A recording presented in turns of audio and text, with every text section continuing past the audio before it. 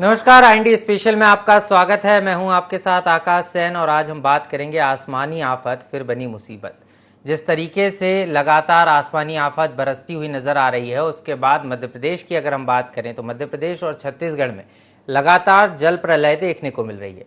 कई जिले ऐसे हैं जहां पर भारी से अति भारी बारिश हुई है और यही कारण है कि बीते 72 घंटों की अगर हम बात करें तो बीते 72 घंटों में जो तस्वीरें निकलकर सामने आई है, मध्य प्रदेश की अधिकांश जो नदी नाले हैं वो उफान पर चल रहे हैं। और सबसे ज़्यादा अगर हम बात करें तो बेतवा और नर्मदा में तेज़ी के साथ जो जल स्तर है वो तेज़ी के साथ बढ़ा है। इसके अलावा अन्य जो नदी नाले हैं उनमें भी तेज़ी के साथ जो जल स्तर है वो बढ़ता हुआ नज़र आ रहा है और जिसके कारण कई ज़िलों में बाढ़ जैसे हालात भी देखने को मिले। और ये तस्वीरों के ज़रिए देखिए कि किस तरीके से बाढ़ के हालात मध्य प्रदेश में बने हैं और इसको लेकर सरकार भी एक तरफ अलर्ट पर है। अगर हम बात करें तो मध्य प्रदेश के गृह एवं जेल मंत्री डॉक्टर नरोत्तम मिश्रा ने इसको लेकर एक बैठक भी की और साफ तौर पर जो तमाम व्यवस्थाएं हैं, चाहे हम बचाव राहत और बचाव कार्य की बात करें, क्योंकि कई ज़िलों में जो भारी बरसात देखने को मिली है उसके बाद हर तरफ जल ही जल नज़र आ रहा है और कई कॉलोनियों में पानी भर गया है, कई इलाकों में जल भराव की स्थिति बनी है, जिसके कारण जो है जान माल की हानि भी हुई है। और मौसम विभाग की माने तो मौसम विभाग का ने भी आने वाले दिनों के लिए इसी तरीके का मौसम रहने की बात कही है। क्या कुछ कहा मौसम विभाग ने, सबसे पहले वो आपको सुनाते हैं।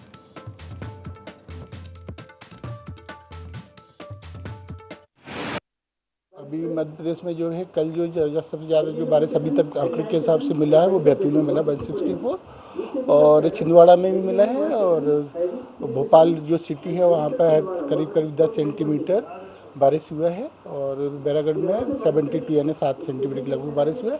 और अगले 24 घंटे के दौरान अभी जो है बैतूल यानी होशंगाबाद डिवीज़न और सीहोर के आसपास जो है सीबी दिख रहा है, जिस वजह से वहाँ पर हो सकता है भारी बारिश हो जाए। और खंडवा खरगोन के उधर इंदौर डिवीज़न पे खंडवा खरगोन बड़वानी बुरहानपुर उधर भी बादल दिख रहे हैं, जहाँ पर हो सकता है वहाँ पर भी हैवी बारिश होने की संभावना है। तो वहीं बारिश को लेकर सरकार भी अलर्ट पर है। लगातार जिन जिलों में बाढ़ के हालात बने हैं उसकी मॉनिटरिंग की जा रही है। खुद मध्य प्रदेश के गृह एवं जेल मंत्री डॉक्टर नरोत्तम मिश्रा ने इसको लेकर आपदा प्रबंधन की न सिर्फ बैठक ली बल्कि बैठक में जरूरी दिशा निर्देश देने के साथ ही इसको लेकर हेल्पलाइन नंबर भी जारी किए हैं, क्योंकि कहीं पर भी अगर जलभराव की स्थिति होती है या बाढ़ के हालात पैदा होते हैं तो किस तरीके से लोग जानकारी सरकार को दे सकते हैं, उसके लिए हेल्पलाइन नंबर बाकायदा जारी किए गए हैं और इसके अलावा रेस्क्यू टीमों को भी अलर्ट पर रखा गया है। क्या कुछ कह रहे हैं मध्य प्रदेश के गृह एवं जेल मंत्री, वो भी सुन लेते। कल शाम से अभी तक जो बारिश हमारी 16 जिलों की है वहाँ स्थिति पूरी तरह से सामान्य है, नियंत्रण में है। हमारी जो फोर्स है, चाहे वो पुलिस की हो, चाहे SDRF की हो, होमगार्ड के जवानों, सभी को अलर्ट मोड पर रखा हुआ है। मां नर्मदा और बेतवा दोनों के किनारों को भी हमने खाली कराने का बोला है और उन सबको भी अलर्ट मोड पर रखा है। टोल फ्री नंबर हमने कल जारी कर दिए। कहीं भी कोई दिक्कत जल भराव की, बाढ़ की आती है तो 1070 1079 ये 2 toll free number Madhya Pradesh के जारी किए। 96 हमारी क्विक रिस्पांस टीम वर्तमान में एक्टिव हैं और लगाई गई हैं और 19 रिजर्व टीमें प्रदेश के अंदर बाढ़ की स्थिति पर लगाई गई हैं। तो जिस तरीके से मध्य प्रदेश के गृह एवं जेल मंत्री डॉक्टर नरोत्तम मिश्रा बता रहे हैं कि सामान्य हालात हैं और नर्मदा और बेतवा नदी के किनारे से लोगों को हटाने का जो कार्य है वो शुरू कर दिया गया है, क्योंकि लगातार बारिश के चलते इन नदियों में लगातार जल स्तर बढ़ता हुआ नजर आ रहा है। तो ऐसे में अगर नदियां रौद्र रूप लेती हैं तो जो जान माल की हानि है वो ना हो, इसको लेकर सरकार पहले से अलर्ट पर नजर आ रही है। और इसी पर चर्चा करेंगे। मेरे साथ हमारे भोपाल और इंदौर से सहयोगी जुड़ रहे हैं। भोपाल से आमिर खान हमारे साथ जुड़ रहे हैं, वहीं इंदौर से भारत पाटिल मेरे साथ हैं।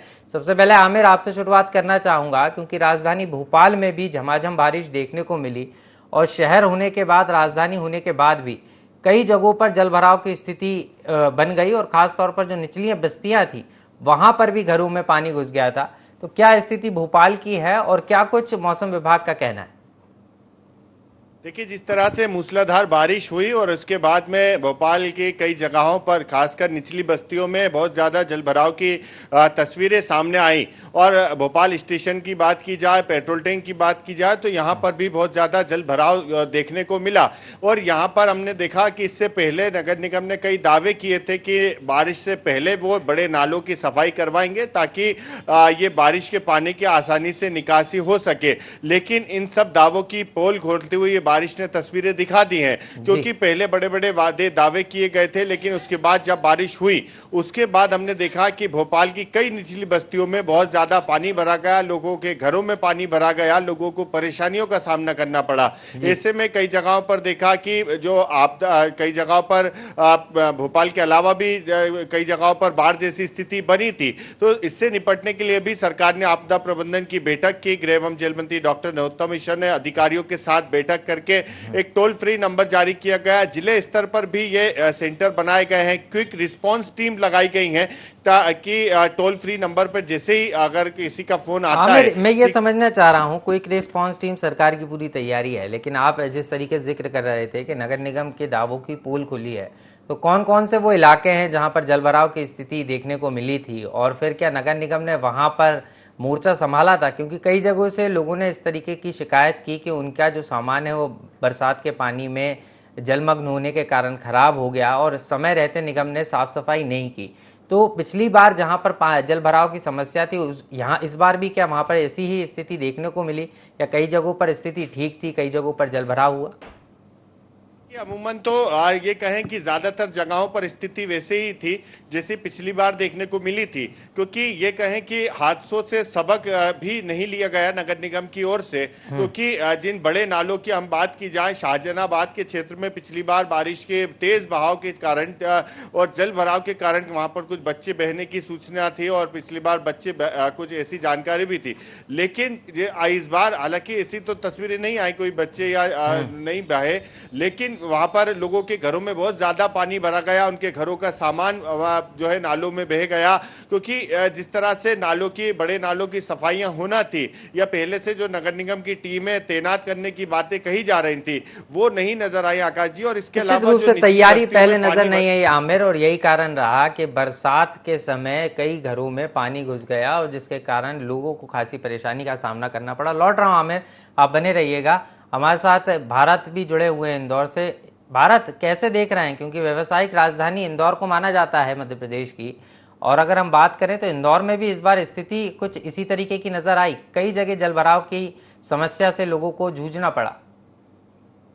देखिए, बाकी तस्वीरें तो पहली बारिश के दिन ही साफ हो गई थी कि किस तरह की व्यवस्था होगी, और जिस तरह के दावे किए जा रहे थे उनकी पोल जमीनी हकीकत में सामने आई कि पहली बारिश में कई निचली बस्तियों में पानी भरा और पानी भरने के कारण जो वहाँ के लोग हैं उन्हें काफी परेशान होना पड़ा। उनके खाने पीने की जो वस्तुएं थी, घर का जो सामान था वो पूरी तरह खराब हो गया था। जबकि ये दावे किए जा रहे थे कि नाला टेपिंग से लेकर जो नाला चौड़ीकरण को लेकर के कार्य किए जा रहे हैं उससे बारिश के पानी का बचाव होगा। लेकिन हमने देखा कि जहां एक और इसकी दावे की बात थी, लेकिन लोगों को परेशानियां होती है। लेकिन अब क्योंकि वर्तमान परिस्थितियों की बात करें तो आज सुबह से हालांकि मौसम जो था वो काफी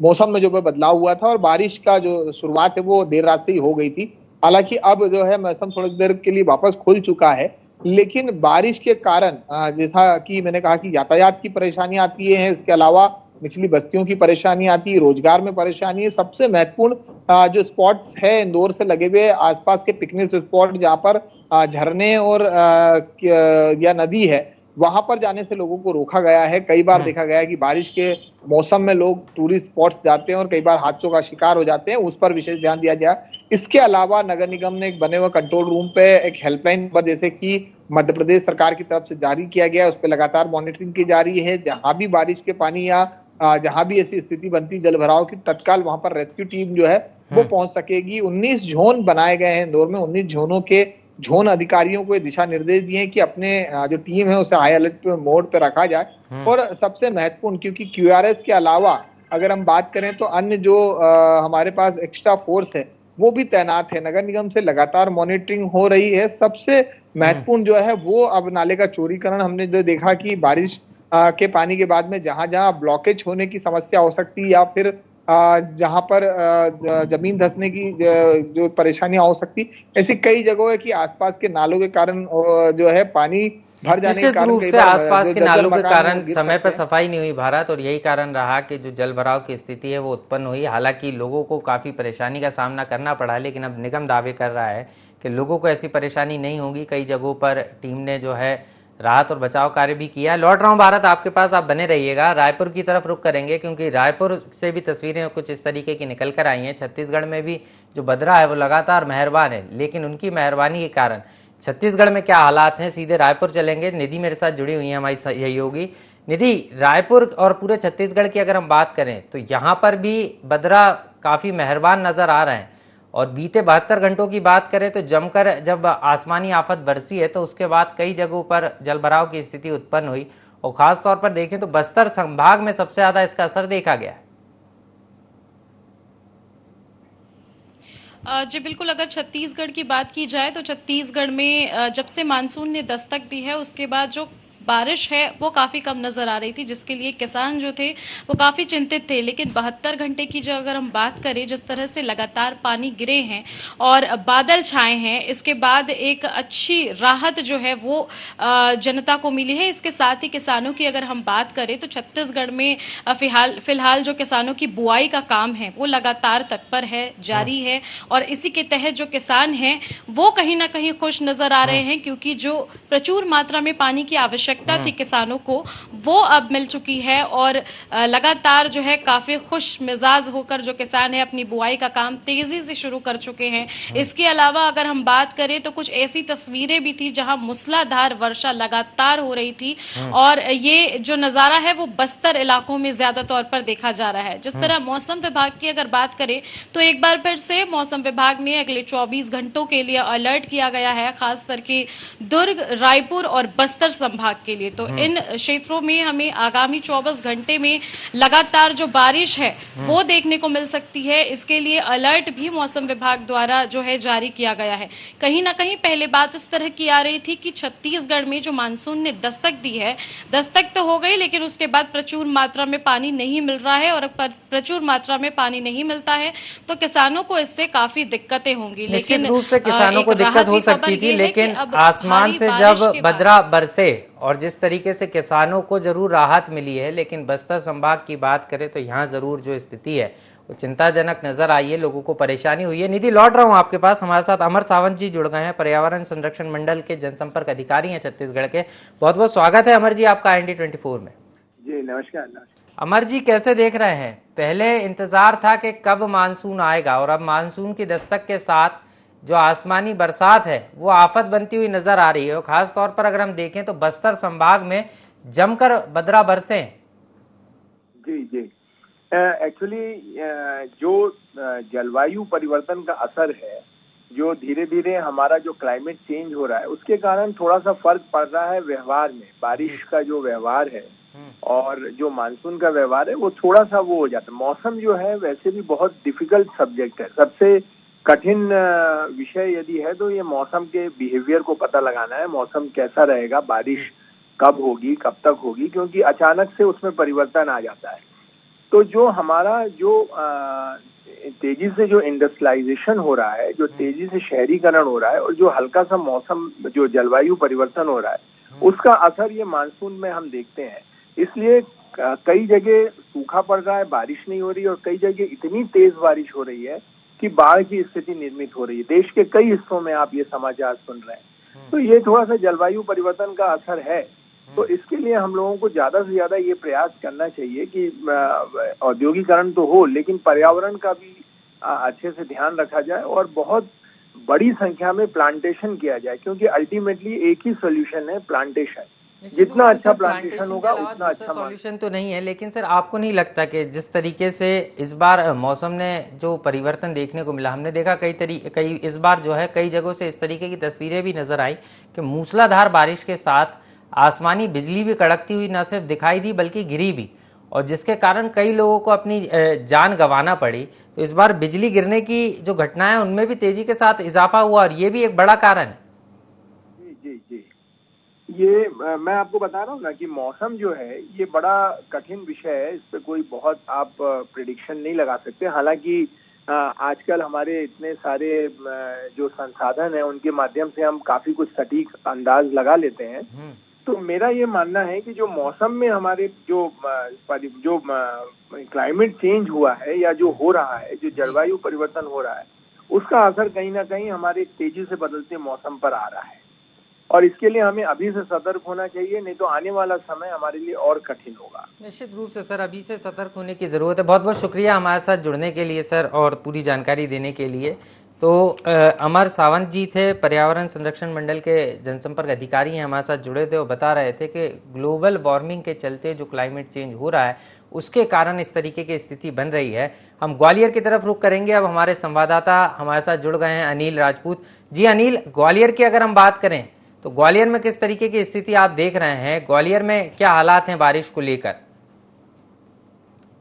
तो लगातार 3 दिन से बारिश और जैसे शाम के समय जो दिन भर का जो उमस वाला जो पूरा दिन रहता है, उसके बाद शाम को बारिश अभी भी आज दिन में भी लगभग अभी 15 से 20 मिनट बारिश हुई। तो कहीं ना कहीं ग्वालियर शहर में अगर बात करें, ग्वालियर शहर में लगातार बारिश 3 से 4 दिन से हो रही है। हालांकि 1 से 1.5 घंटे के लिए ही हो रही है, लेकिन बारिश हो रही है। दिन भर उमस वाली गर्मी रहती है, लोग गर्मी से परेशान होते हैं, लेकिन कहीं ना कहीं रात में जब शाम के समय बारिश होती है, तेज मूसलाधार बारिश होती है, उसमें कहीं ना कहीं लोगों को शाम को राहत भरी सांस लेने की लगती है और लोग सांस भी ले रहे हैं। जी आकाश, लेकिन गर्मी से राहत की बात कर रहे हैं तो अभी जिस तरीके से आप बता रहे हैं कि ग्वालियर में बारिश तो हो रही है लेकिन रुक रुक कर हो रही है, तो क्या अभी स्थिति क्या है बरसात की? क्योंकि अगर हम बात करें तो इधर रतलाम की अगर हम बात करें, बैतूल की बात करें, खंडवा की बात करें, खरगोन की बात करें, तो यहाँ तो अलर्ट भी जारी है, लेकिन ग्वालियर में किस स्थिति में मौसम नजर आ रहा है और मौसम विभाग का क्या कुछ कहना है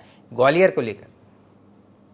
अगर ग्वालियर को लेकर बात करें तो यहाँ पर येलो अभी डेडलाइन में अपन को रखा गया है और ग्वालियर जो यहाँ पर हालांकि अभी इतनी तेज बारिश की बात नहीं कही जा रही, लेकिन ग्वालियर की अगर हम बात करें तो ग्वालियर में लगातार जो मूसलाधार बारिश की बात कही गई थी, तो वो अब जो अगस्त और मतलब लगभग 15 जुलाई के बाद से ही संभवतः बताया जा रहा है कि मूसलाधार बारिश होगी और उसके बाद मौसम जो है वो अलग आ गया है, लेकिन अभी मौसम पूरी तरीके से नहीं आया ग्वालियर। तो कहीं ना कहीं अभी मौसम विभाग का जो कहना है वो यही कहना है कि 15 अगस्त के बाद भी मौसम मूसलाधार बारिश का होगा। अभी जो है रुक रुक के बारिश होगी, जिस तरीके से कल भी बारिश हुई थी, आज भी बारिश हुई, लेकिन अगर बात करें कि लगातार बारिश, तो लगातार अभी तक बारिश नहीं हुई है, लेकिन ग्वालियर में जो है वो गर्मी अभी भी चरम पर है और लोगों को परेशानी का सामना करना पड़ रहा है। चलिए, तो ग्वालियर में अभी बद्रा इतने मेहरबान नहीं हुए हैं, लेकिन लगातार जो है बरसात की जो तस्वीरें हैं हम आपको दर्शकों को दिखा रहे हैं कि कई जगह जल प्रलय देखने को मिली है, तो कई जगह अभी भी इंतज़ार है। और खास तौर पर मध्य प्रदेश के ग्वालियर संभाग की बात करें,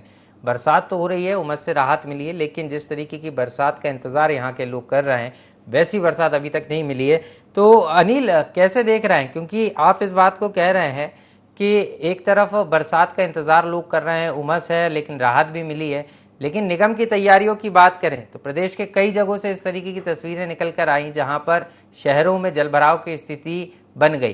तो अगर हम बात करें ग्वालियर की, तो क्योंकि बरसात शुरू हो चुकी है, तो ग्वालियर में क्या नगर निगम मुस्तैद है जलभराव की स्थिति उत्पन्न ना हो, कहीं बाढ़ ना आए? तो इसको लेकर क्या पहले से ही तमाम जो इंतजामात हैं वो कर लिए गए हैं? पहली बारिश में ही जो नगर निगम की है वो कहीं ना कहीं जो पोल है वो कहीं ना कहीं पहली बारिश में हो गए थे। जो नाले थे या जो नालियां थी वो उफान पे थी और जो सड़कों पे बात करें तो लगभग 1 से 1.5 फुट तक का पानी जो है जलभराव जैसी स्थिति हो गई थी। उसमें आपने देखा, हमने जब चुनाव के समय भी यही स्थिति हुई थी कि जलभराव जैसी स्थिति हो गई थी, लोग चुनाव तक नहीं पहुंच पाए थे, मतदान केंद्र तक नहीं पहुंच पाए। तो कहीं ना कहीं कहा जा सकता है जो नगर निगम के दावे हैं, जिनके कहा गया था कि हमारी मौसम मानसून आने वाला है, उसको लेकर पूरी तैयारी, कहीं ना कहीं उस पर कहीं ना कहीं सवालिया निशान खड़े होते। पहली बारिश ने उसमें दिखा दिया था कि किस तरीके से जलभराव होता है, लेकिन आज भी हमने देखा कई जगह जो उनकी जेसीबी नालियां साफ कर रही थी और जो नाले हैं, बड़े बड़े नाले, उनका मलबा निकाला जा रहा था, उनको खाली करने का काम किया जा रहा था। लेकिन अगर ये काम पहले ही नगर निगम करती थी तो मानसून जो आने वाला है, जो आ गया है, उससे कहीं ना कहीं लोगों को निजात मिलती है। और जो लोग परेशान हो रहे थे लगातार 1 से 1.5 फुट 3 फुट तक पानी जो आ गया था उससे तो कम से कम बचाव हो सकता था। लेकिन नगर निगम की बात करें तो नगर निगम कहीं ना कहीं जो दावे किए थे वो कहीं ना कहीं खोखले साबित। जी, लेकिन अब क्या नगर निगम ने इसको लेकर तैयारी शुरू की है? क्योंकि आप साफ तौर पर कह रहे हैं कि पहली बारिश में शहर में ही, ग्वालियर में ही जब बदरा मेहरबान हुए तो 2 से 3 घंटे की बारिश में ही कई जगहों पर जल भराव की स्थिति, खास तौर पर सड़कों पर, क्योंकि जो ड्रेनेज सिस्टम है, जो नालियां हैं, उनकी साफ सफाई नहीं की गई थी और ये कारण है कि इस तरीके की स्थिति बनी थी। तो क्या अब नगर निगम इस ओर ध्यान दे रहा है? सफाई कार्य है वो शुरू कर दिया गया है, क्योंकि कभी भी मौसम अब मेहरबान हो सकता है, इस बात की संभावना मौसम विभाग ने जताई है।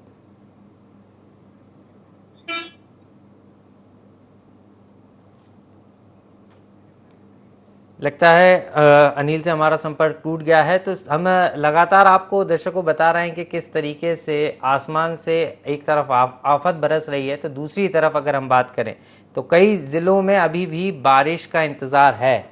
और सबसे ज़्यादा अगर हम बात करें तो मध्य प्रदेश के भोपाल, बैतूल, होशंगाबाद, इंदौर, ये वो संभाग हैं जहां पर आने वाले दिनों में, आने वाले 24 घंटों के दौरान मौसम विभाग ने भारी बारिश की चेतावनी दी है।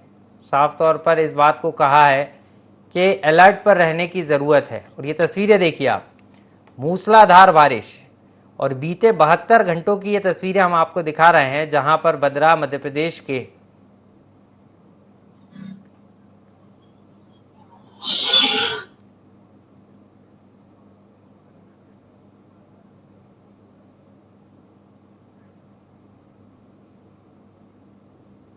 और अब सीधे बात करेंगे सीहोर के नसरुल्लागंज की, जहां पर सीप नदी में मजदूर फंस गए थे और इस मामले में एसडीआरएफ की टीम को बड़ी सफलता हाथ लगी है। टीम ने सभी मजदूरों को यहां से सकुशल वापस निकाल लिया है। खास तौर पर ये देखने में आया था कि ये डैम बनाने का जो काम है वो ये मजदूर कर रहे थे और इसी दौरान ये जो है बढ़ते जल स्तर के कारण नदी में फंस गए थे और उसके बाद इस तरीके की ये जो स्थिति है वो निर्मित हुई थी। और अब उसी बीच यहाँ पर एक राहत भरी खबर है और तमाम जो मजदूर हैं उनको सुरक्षित एसडीआरएफ की टीम ने निकाल लिया है। मुख्यमंत्री शिवराज सिंह चौहान ने भी राहत और बचाव कार्य के निर्देश इसमें दिए थे और उसके बाद अब मजदूरों का रेस्क्यू सफलतापूर्वक कर लिया गया है। तो कल देर रात पानी बढ़ने के कारण ये मजदूर सीप नदी में फंस गए थे और तकरीबन 20 मजदूर बताए जा रहे हैं जो यहाँ पर बीच नदी में फंसे थे, जिनका रेस्क्यू जो है एसडीआरएफ की टीम ने मौके पर पहुंचकर किया और सकुशल सभी मजदूरों को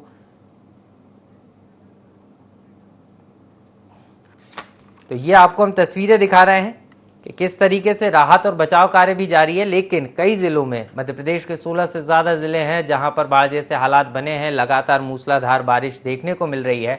और मौसम वैज्ञानिक का क्या कुछ कहना है, सीधे मौसम वैज्ञानिक जी हमारे साथ जुड़ गए हैं, एचपी चंद्रा जी, वरिष्ठ मौसम वैज्ञानिक हैं भोपाल के। एचपी जी, बहुत बहुत स्वागत है आपका IND24 में। Thank you.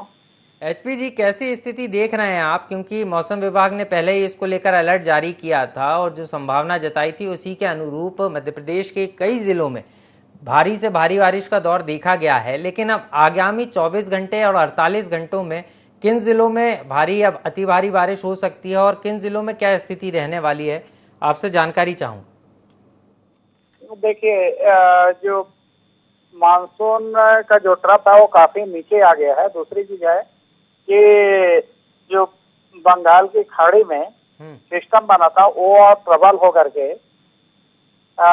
चिन्हित निम्न दाब के क्षेत्र के रूप में परिवर्तित हो गया है जी। तो ये दोनों के इफेक्ट के कारण से जो वेस्टर्ली विंड है, यानी कि अरब सागर से आने वाली हवा की स्पीड है बहुत ज्यादा है, जिसके साथ में बहुत अधिक मात्रा में नमी आ रही है। और चूंकि नमी आएगी तो बादल बनेंगे और बादल बनेंगे तो जाहिर तौर पर बारिश ही होगी। तो इसलिए जो सतना से लेकर के रायपुर का जो ये है लाइन को यदि जोड़ेंगे तो उसके नीचे के भाग में है, वहां पर बहुत ज्यादा क्लाउडिंग की कंडीशन होगी, साथ ही बारिश की भी संभावना रहेगी। कहीं कहीं पर भारी बारिश, एक दो स्थानों पर अति भारी बारिश होने के भी चांसेस इस स्थिति में बनते हैं। सर एक चीज़ और समझना चाह रहा था, इस बार आकाशीय बिजली गिरने की घटनाएं भी लगातार सामने आई और अगर हम बात करें तो मध्य प्रदेश में कई जगह से इस तरीके की तस्वीरें निकली जहां गरज चमक के साथ न सिर्फ मूसलाधार पानी गिरा है बल्कि बिजली भी गिरी है, तो इसका क्या कारण है सर? देखिए, एक्चुअल में उसका मैकेनिज्म है थोड़ा लंबा है, लेकिन फिलहाल ये समझ लीजिए कि एक तो बादल बनने की प्रक्रिया है वो मुख्य रूप से दो बातों पर डिपेंड करता है। एक तो ओरोग्राफिक असेंट बोलते हैं, जैसे पहाड़ वगैरह आता है तो उसमें है यदि हवा है टकराता है तो ऊपर की ओर लिफ्ट होगा। दूसरी है कि जितना ज्यादा गर्मी पड़ेगा उतना ही ज्यादा हवा है लिफ्ट होगा। तो ये दोनों लिफ्टिंग मैकेनिज्म है जो वर्टिकल एक्सटेंट है, मतलब बहुत ऊंचाई तक बादल ले जाएंगे तो उस ऊंचाई तक बादल जाने के कारण से बहुत अधिक इलेक्ट्रिकल चार्ज पैदा होता है। अधिक इलेक्ट्रिकल चार्ज पैदा होगा तो अधिक जो वज्रपात की घटना है वो भी बढ़ेगी। अच्छा, चलिए सर, बहुत बहुत शुक्रिया हमारे साथ जुड़ने के लिए और मौसम की तमाम जानकारियां देने के लिए। तो HP चंद्रा जी हैं, मौसम वैज्ञानिक हैं, जो साफ तौर पर बता रहे थे कि आने वाले दिनों में 24 घंटों में खास तौर पर इसी तरीके का जो मौसम है वो रहने वाला है, क्योंकि लगातार बंगाल की खाड़ी से नमी आ रही है और इसी नमी के चलते जो टर्फ है जो मध्य प्रदेश से होती हुई छत्तीसगढ़ के रास्ते जा रही है, इस टर्फ के आसपास के जो तमाम ज़िले हैं, चाहे हम भोपाल की बात करें, इंदौर संभाग की बात करें, रतलाम बड़वानी की बात करें, यहाँ पर अलर्ट जारी किया गया है। तो बस्तर में भी, रायपुर में अलर्ट पर है, बस्तर में भी लगातार जो बदरा है वो मेहरबान है। लेकिन ये जल प्रलय की स्थिति से कब निजात मिलेगी ये देखने वाली बात होगी। आसमानी आफत में इतना ही, मुझे दीजिए इजाज़त और ताज़ा तरीन खबरों के लिए देखते रहिए IND 24। नमस्कार।